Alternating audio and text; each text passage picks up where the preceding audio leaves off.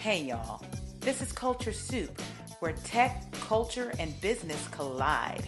It's a podcast that spoons up everything hot from social media. I'm your host, L. Michelle Smith, and each episode we bring you some of the most notable and not yet notable thought leaders in tech, business, and culture.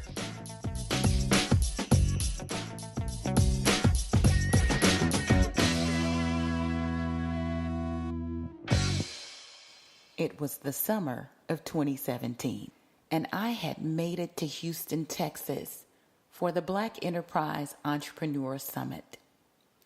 It's been rebranded since then. Now it's called the Black Enterprise Forward, FWD. Anyway, while I was there, I ran into several different people. If you recall, it's where I met Lauren Mylon. It's also the year that I heard Miko Branch speak. As quiet as it's kept, I even met Beyonce's dad. Doubt if he'll be on the show. There was one other person that I finally met in person, a small business expert, an influencer named Ramon Ray. Now, I've been in touch with Ramon before, by email and by phone. Ramon was one of the business influencers that AT&T Business called upon from time to time to contribute to their small business website. Ramon was very interested in expanding his relationship with AT&T at that time. So he reached out because my role was a bit more expansive across the enterprise. We never did get to work together, but Ramon and I stayed in contact and we became friends. I want you to meet Ramon. Ramon has a new book out. It's called The Celebrity CEO, but it's not what you might think. Ramon is very, very ultra focused on small businesses. So entrepreneurs out there, extrapreneurs out there, intrapreneurs out there, get really close to your speakers because Ramon has something to share.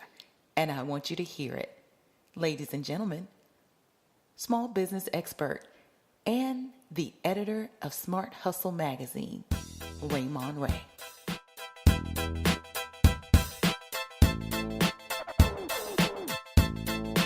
How are you doing, Ramon? I am fantastically delighted to be here. Michelle, your body of work precedes you, so I'm excited to connect with you. And really importantly, not about me, to share with your community. So I'm deliriously excited to be here. Awesome. Well, I am thrilled too. And I'm humbled by your words. Thank you so much. What do you think we have a Culture Soup moment?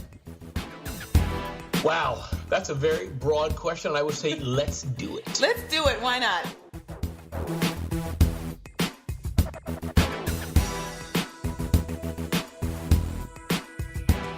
Okay, so I have been looking at the threads like I always do, but there is a trend that I'm seeing, especially on Instagram, maybe a little bit on LinkedIn, not so much because we have our corporate types that are there and our colleagues.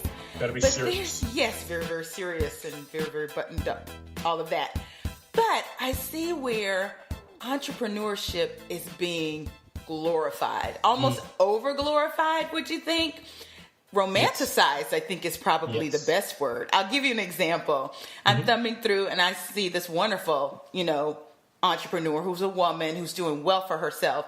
But every time you see her, she is dressed to the nines. The hair is done. She's got her makeup done and she's traveling here and she's over on this jet and she's doing that and this and that. And then she makes a statement, well, you know what? Entrepreneurship isn't so glamorous. And I kind of laughed to myself because if it wasn't, how would we know? Exactly. Have you seen this? Exactly. No, listen, I think you're right. I think there's, two or three things I would say to that, Michelle. Thank you so much for bringing the culture soup to us, for sure. Yes. But I think that, I think you said one thing. She seems to be well put together. And I must say, for me as well, I've had issues with depression, wanting to suicide, issues with finances. So taking my own self, this small screen we have, it shows you only what I allow you to see. Right. So I think that's one. It seems, and those watching that should sit back and know this is a moment in time. Totally. I think point two, watching those of us who just show, look at me, I'm here, Ramon's flying an airplane.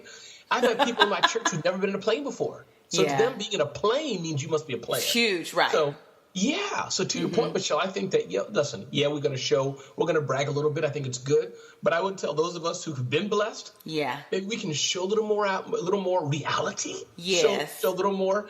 I woke up today and I just wasn't feeling it. Look. I'm on the line this morning in my 30-minute mentor session, sometimes a therapy for me too. But I go one-on-one and consult with entrepreneurs, business managers, doesn't matter. Right. And this was a startup entrepreneur. And one of the things I was telling her to help her cope, because she had some unreasonable goals for herself. She just started and she said, I'm just not where I think I should be. And I said, where do you think you should be? And she said, well, I should be able to support everything that I'm doing right now. I said, okay, when did you start? She's like 3 months ago. I said, okay, hello. Here's what we need to think about. It takes time, number one. Yeah. And it's a journey and it's hard, okay? Yes.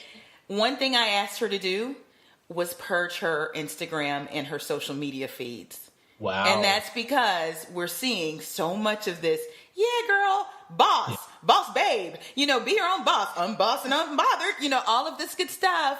And we're not seeing the pain, if there's any, if they're really real.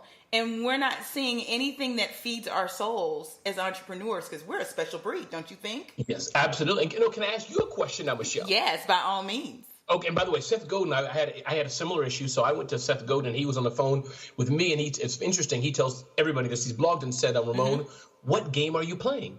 A baseball player complaining if they can't throw a football, you get what I'm trying to say. Yeah. But I guess my question to you is that, how vulnerable should we be? I know sometimes people have given me flack for that. I've been at events and they're like, they didn't say this word, but I'm just going to put it that way to make it general. They said, oh, Ramon, you're a billionaire. Obviously, I'm not Michelle. And I was like, no, and the lady grabbed me. She said, just embrace it.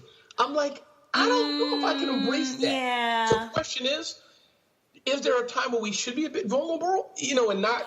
I think there is a time and a place, and I speak about authenticity all the time. It's so important that you are authentic.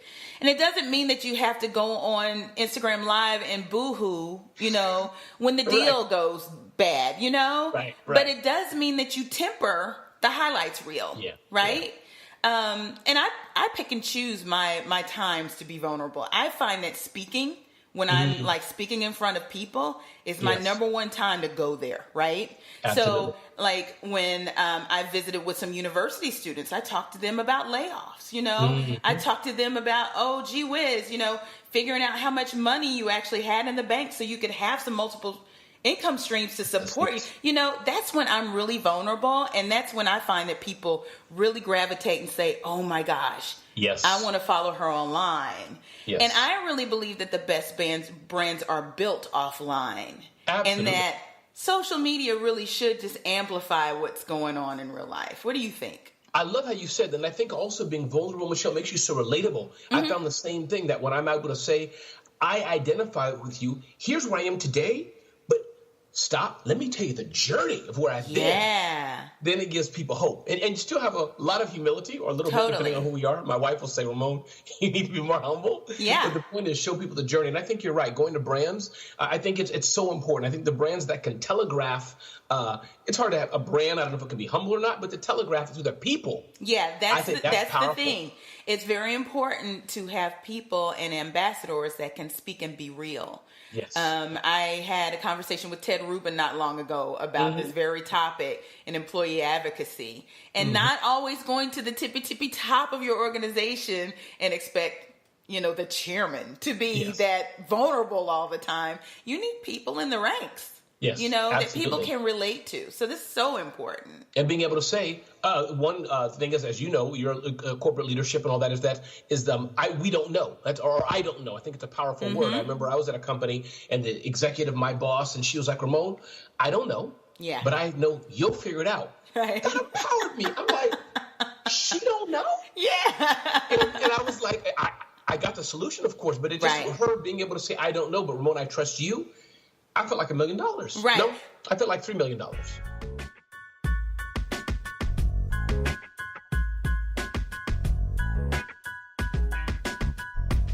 So now people kind of have a feel for you, Ramon. I want you to tell us, who you are and what you do. Because, Yes. I introduce a lot of folks onto the show as entrepreneur, speaker, author, So what makes you different? What all do? You have Smart Hustle. Absolutely. Well, the big thing that makes me different, those of you who are listening here, to be very clear. None of the speakers and authors that Michelle has had shave their hair every Friday in their bathroom. And none of them like to have burnt pancakes and bacon. I guarantee Burnt that. pancakes? Yes, they're delicious. Okay, we'll revisit that on the coaching corner. How's that? What makes me different, though? A little bit about me. Listen, I used to work at the United Nations until I got fired. I was there for over 10 years, and I left that job, or they let me go because of my entrepreneurial ventures. Yes. I've been speaking for over 20 years, really traveling around the world, traveling around the USA. And in the nutshell of my story, Michelle, I've started 4 companies. All have been in the media space. One was an event business, and I sold 2 of them. So I think for me, that's one nice mark of distinction, not like a Mark Zuckerberg billion-dollar exit. But I'm happy that I built some small companies and sold it for a multiple. And it's okay to be a small company. I think sometimes people believe that, I must grow it, I must fund it, it must become this big multi. You know what? Do enough to feed your family and be comfortable and have a little fun. I love you said Why that. not? And that's my whole hustle, hence the Smart Hustle. So started a few companies, author, of course, as you know, Michelle, several books, latest one is Celebrity CEO, speaker, and influencer marketing is a big thing I do. And for those who don't know, this is where, listen, brands need a human face. Take a company like, I don't know, That's how I met you. Yes, exactly. Take this quarter by a company, whatever, a quarter company, let's call it. Okay. This quarter company it's nothing. They need a Michelle or Ramon, somebody to do a Twitter chat, do Facebook Live, go out and about and represent and bring them to life. So in essence, or this chapstick, my favorite, Burt's Bees. So well, and you expand the reach of a company that may not be able to go niche, as you mentioned before. So you, by nature of being you and what you do, you attract followers and community that relies on you and actually trusts your word. That's correct. And a big brand doesn't really have that. Yep. And that's what it's all about, Michelle. You said that one thing you said, reliability and trust. That's exactly one part of what I do in a huge way is help brands have credibility, authenticity in the marketplace. So that's a little bit about me. I live in the Northeast area and love what I do, especially helping small businesses grow. Do you find that there are some brands that don't quite understand influencer marketing in a way that they engage with you in the correct manner? In other words, you have to know Ramon and know your community and know what you speak about in order to engage you correctly. Absolutely. I think there's, I would say, 2 different types of companies. Some are more of a transactional relationship, and I'll take that. I'm paid to do it, so I'll take that. But that's Ramon. We want you to do these 3 things, these 4 things, these 1 thing. I get it. I think the other companies are, Ramon, we get you, and we want what you bring to the table. One, for example, is SAP. I got a call from them going back to my pancakes, and their email, this big German serious company, started out, Michelle, I kid you not, Ramon, we know you like burnt pancakes and bacon. Can you please come and host our big conference? Look, you know what? It's creative. They knew enough about you. That probably pushed one of your passion point buttons, and you probably didn't even blink. All day long. So you're exactly right. And I think that's one thing I think that, listen, the people you're working with, I think we talked about, Michelle, out of our call offline, is being authentic. This is part of it. I can't sometimes, I want to be somebody else or somebody else wants to be me. But I tell people, I can't be you. You can't be me. We can learn from each other. Right. For sure, learn from each other. But we've got to be comfortable in our own skin. Totally. One is your path to now is different. Yes. And that's the DNA of who you are. All day long. But you have to know who you are. Yeah. I tell people that's rule number 1, authenticity, know thyself, right? Yes.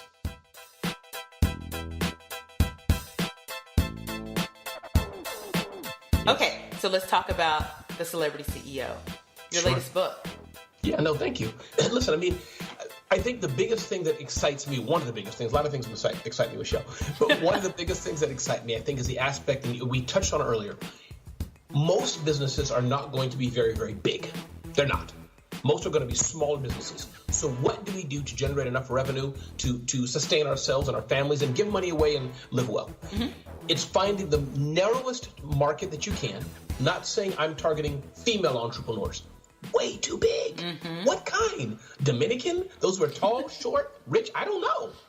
But finding the smallest viable market you can and being a player in that market. Seth Godin talks quite a bit about that. And the result about that, Michelle, will be if you're talking to a very small market, all the people in this market know each other. Yes. All of them know each other. Yes. Not over here, but they talk. So if you're a big player in a small market, you're going to be the celebrity CEO. And from that, that's where you'll learn better language because you'll be talking to all the people who you serve. Right. And you'll become a big dog. You're building your – and the second thing about this is I say it's easier to ask for a smile than ask for a sale. So build your fan base, build your community, rinse and repeat. But that's the essence of what I created this book for. That's golden. Because it was my journey. That's golden. So let's talk about your journey. What brings you all the way to here? How did you get your start? It's been an interesting journey. Well, you said, you know what, you had a very vulnerable moment right there. You're very authentic and said you were working for the United Nations and boop. That's right. Bye-bye. That's right. Right on the floor, right? If I turn my camera right over here, there's a little folder where I have my termination letter. Wow. You know what? Keep it for posterity, right? Yes. But you brought up a really good point. There are some companies that just don't like you doing things on the side. Correct. And I don't fault them for it. In that case, full disclosure, the UN had rules and all that, a long story. It's like a government agency. So I think governments and agencies like that have a rule. But listen, I think as far as the speaking career, Michelle, I remember a friend of mine used to speak for SCORE, Service Corps. They're no longer called Service Corps retired executives, but SCORE, the free government service. She said, Ramon, I can't speak. And she knew what I did. She said, can you come and speak? So there, I think, is one of my first times of speaking with them. And I remember my son was 4 years old. He's over 20 now. He was playing with little cars on the floor. Yeah. So that was kind of the journey of me speaking, Michelle. Writing, I remember Black Enterprise and Inc. magazine, kind of around the similar time frame, said, can I write for them? Because they saw some work I was doing online. Just a little blog that I was doing, faithfully as we talked offline consistently. And that really has been my journey, Michelle. This opportunity to speak at SCORE, people see you and hear what you do. And then what do people ask you the second thing? What's your fee? My fee? Yeah. Let me think about that. Let me get back to you. And it grows from there. Absolutely. Absolutely.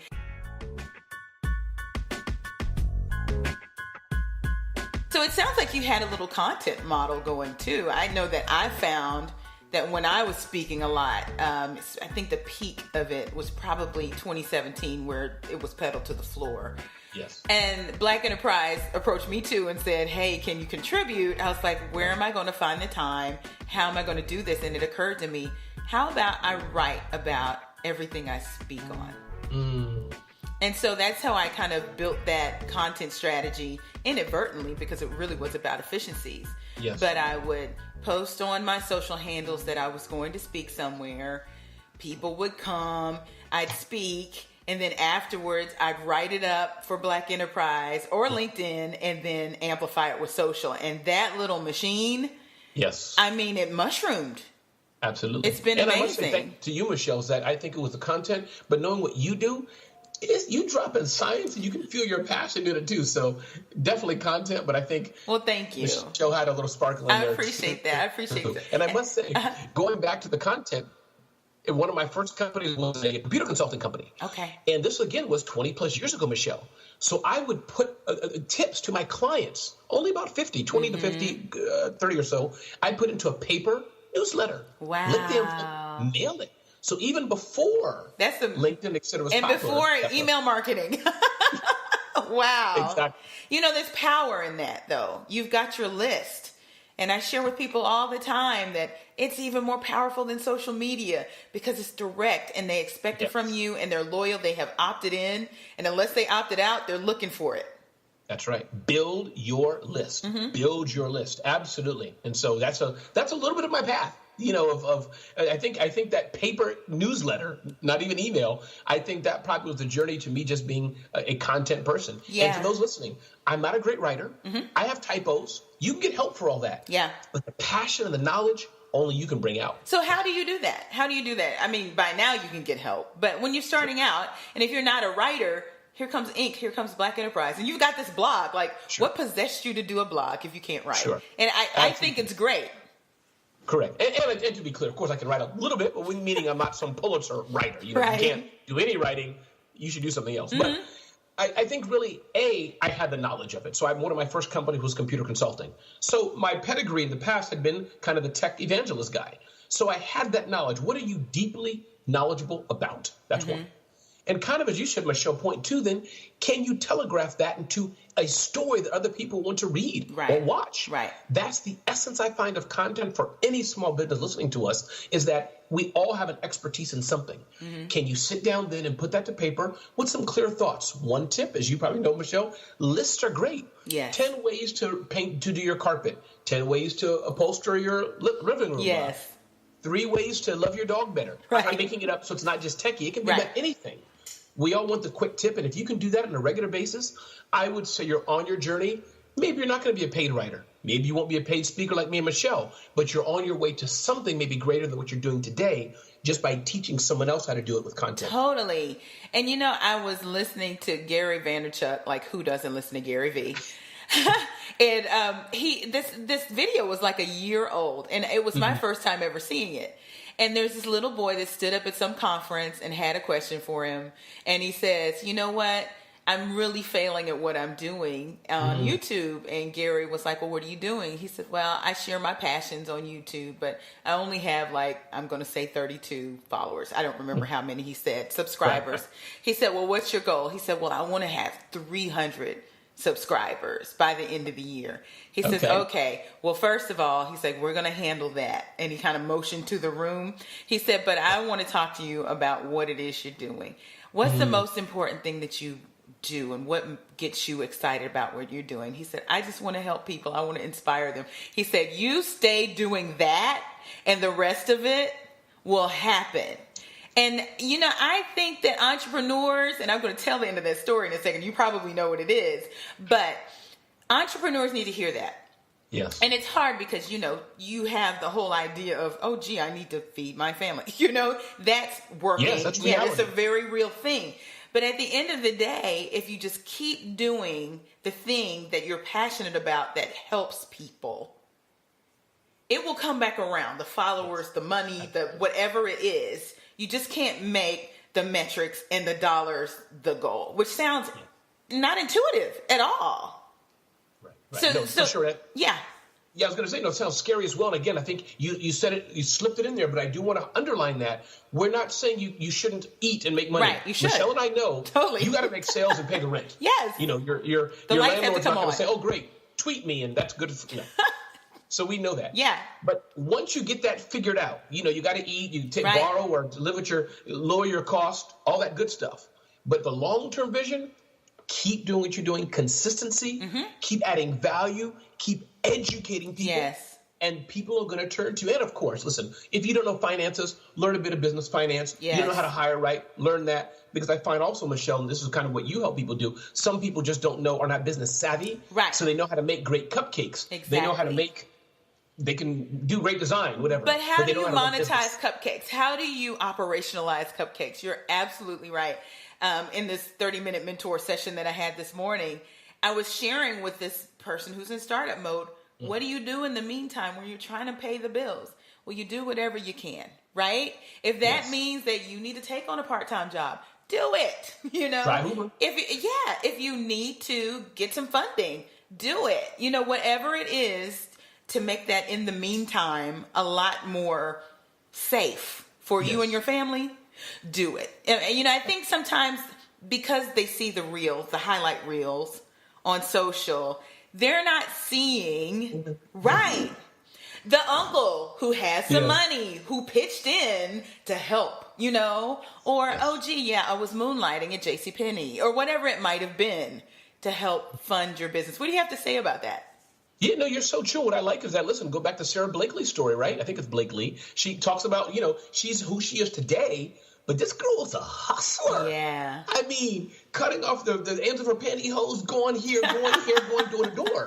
So you're right. And I think, man, the biggest thing I'm learning from our own discussion today is that many of us are only seeing the journey, the end of the story, but you haven't explored the underbelly, the tears, as I've done. I feel like tearing up now, the tears, the crying, sitting in your basement wondering, what do I do? Oh, man, I got a $10,000 contract, but the vendor's not paying me in 90 days. Yeah. What I do. Yeah. And American Express is asking you for money in 30.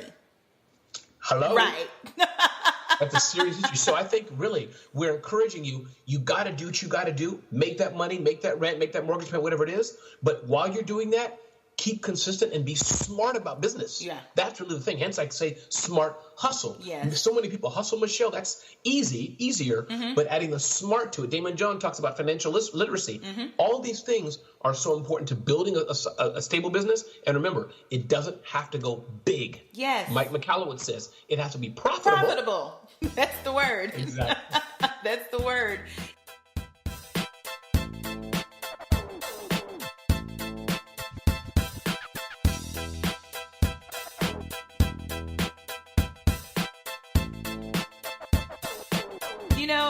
I think there's a degree of humility in entrepreneurship that is not talked about. Especially in this age of social media where we're showing the flash and the dash, I would call it. Yes. But you have to be humble. There's some things you come face to face with yourself on. I was talking to Miko Branch. She is one of the co-founders of Miss Jessie's Hair Care. And I heard her first speak at Black Enterprise Entrepreneur Summit, which is now Forward, by the way, FWD. Exactly. And I had her on the show. And it was so refreshing to hear her say, you come face to face with the sides of you that you don't even know you have. And there are times when there are things you don't know how to do. And you find out that you don't. You think you're so buttoned up. And then in my instance, I had my CPA, I had everything like tight when I was running my business. Payroll every 2 weeks, all of this good stuff. People get paid. And one day I got this little letter in the mail. I didn't know what it was. And it was some kind of state tax. I was like, it can't be I'm paying my taxes. I'm a CPA. And then they put a freeze on my account right before payroll. Wow. Yeah. And so I'm calling my attorneys. I'm calling my CPA. Like, what the world is going on? I was buttoned up. Like, what is going on? I got to pay my people. And of course, this is unbeknownst to all my employees. Yes, of course. And we got it done. Like, the whole thing got done. But that, I almost said the S word. It's scary. Yes. No, absolutely. And I'm glad you shared that because that's the kind of thing that people understand. We know what you're going through. And I think the other thing is that then what happens when that happens? Yeah. Meaning, do you have a backup? Or even if you don't have a backup, what's the resolution? Because problems will come in entrepreneurship. Yes. Problems will come. What do you do about it? Which leads me, if I can, to diverge a slight bit. Sure. Is that another thing was on my mind, Michelle, is that to warn people, maybe they shouldn't be in business. I don't want to be a Debbie Downer. Look, I don't want to it's not for everybody. Yeah. It's not for everybody. So that's and there are those that have done it and they've tried and failed and now they're off to the races. And some people want to skip to off to the races, not knowing the try to fail. And it's kind of got to be in your DNA. Yes. You know what? And that's a debate. Now you've opened politics. I guess I did. Can you learn entrepreneurship, or is it you can DNA? learn For it? Me, I think it's a gene, meaning gene, DNA, whatever it is. I think it's something those who like pain, are used to overcoming and like to learn. I think those three things. You got to run to a risk. Yes. And I think if you want safety, as we said before, get a great job. And again, going back to Seth Godin, be an entrepreneur in a company and grow there. You can be experimental. Totally. But at least every other Friday, you're going to get a check. Right. Or you might have a 9-to-5, understand the compliance rules, which was me at AT&T. Understood the compliance, understood where my starts and stops could be with who I could do business with, and do a little something on the side, and then you don't feel all of the pressure to make all the money at once to try and feed the family. And it's an outlet. I know for me, Michelle, the reason I think, Michelle, I probably need to talk to you for 6 hours to figure out myself. But I think the reason I went into entrepreneurship, going back to the DNA, and again, the UN's a great place. I love the UN, great work. But it's just, I had an itch. Yeah. And my entrepreneurship, I wanted to go out. I wanted to do clients. I wanted to do my own thing. So I think some people have that in them. And your regular job, if it doesn't provide you, go out and start your side flower company, side catering business, whatever it is. I believe it. When I ran my agency, and I've told the story on the show before, I fell into it.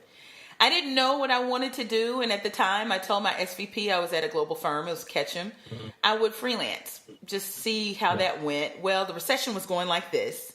It was 2000. to 2003. And so her clientele started asking for more thinking with less money, which you can't do at a big firm. So when I branched out to do media training, just kind of on the side till I figure out what I'm going to do, she would call and say, you know what, this client, they want this much for this much money. I got to keep the lights on here. Our overhead is high. Why don't I keep it on in the family? So then I started doing full-fledged PR. Then I started needing to get people. So I kind of fell into it.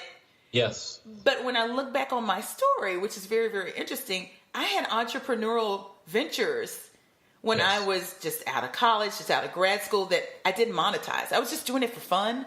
And now I look back and I'm like, what if I had monetized that? Now that I know what I know. Yeah. But what shows you? Yeah. What shows you the power of being a very small business? Yes. Sometimes, Michelle, the things that a bigger company doesn't want or can't take, because they are too big, we small businesses can take advantage of. Totally. And I like your story. Totally. So they needed big thinking. I still had big agency thinking. I was just a little person, that didn't need all the overhead. But now, since I've had that experience, I need to build or fix things, period. So if I'm not doing that, I am bored. Yes, exactly. And then going back to maybe entrepreneurship, DNA. We always, how can we fix how? Yes. Wow, there's water dripping in that pipe. I could create a pipe anti-water dripping company. Totally. And you know what? These big companies are interested in minds like ours. So whether you end up going inside, I call myself a hired gun. I have come to the conclusion I can be inside somewhere for no more than 5 years. I need to build it. I need to get it running, and I need to go on to the next thing, Or I need to consult for you. I need to do that from the outside. But that's just how I'm wired. And it's good you know yourself, which is good. And I think these bigger companies, why do they want it? For those who may be wondering, they're not so risk averse. Yes. They'd rather Michelle bust her behind, use her capital, make her risk, and grow the Michelle Water Bottle Company. Yeah. Then Patagonia will buy it for you for a tidy sum. And then set Michelle free, please. Because she needs to go do this for someone else.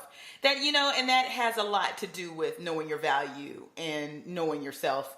And, that's how you can be the authentic you that you know that you can be, because I know that I have these limits. And I know what I need to go build and fix things, period.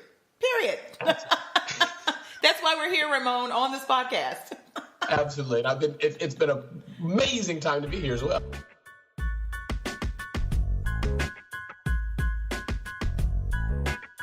Awesome. You have anything to add? Listen, just telling people, one, Michelle, thank you. Follow Michelle on Instagram. I do, and see her smiling face and her tidbits. That's one. Two, just go do it. Don't be afraid. Be smart, but go do it. And going back to the celebrity CEO was that, remember, you don't have to be big. You don't have to be $1 billion or even hundreds of $1 million company. You can make a great company with a few $100,000 and be just fine, grow it, be profitable, and be smart. I love that. You know what? I'm going to get some of my 30-minute mentees to read that. I think this is going to be awesome. Now, where can we find the book? CelebrityCEO.com. You can put the title on Amazon, CelebrityCEO.com, and I will send Michelle how about 2 or 3 copies, and you can give to others. Oh, that would be awesome. Let's give away some books, y'all. Okay, awesome. Let's do that. Now, where can we follow you online? RamonRay.com is kind of links to my Instagram, Ramon Ray Smart Hustle, Twitter, Ramon Ray, LinkedIn, Ramon Ray, Facebook, Ramon Ray. Consistency is key. Thank you so much, Ramon. I really appreciate it. And maybe we need to get you back on the coaching corner one day to talk about some, tips and advice for entrepreneurs. This was really good. I would love to. It's been an honor to be with you, and thank you for having me on the Culture Soup. Thank you. Yay. Looks like we have some books to give away. At least 2. Celebrity CEO from author Ramon Ray. Here's how we're going to do it. I need the first 2 people to drop me an email at info@lmichellesmith.com. Again, that email address is info, I-N-F-O, @lmichellesmith.com. The first 2 emails I receive with the subject line, I want the Celebrity CEO book from Ramon Ray, will receive the book. Please be sure to include your address in the body of the email. All right, that's all we have for today. I look forward to talking to you next time. Find us online at theculturesoup.com, on Instagram at theculturesoup, and on Twitter at theculturesoup. We're also on Facebook. Like us there. Until next week.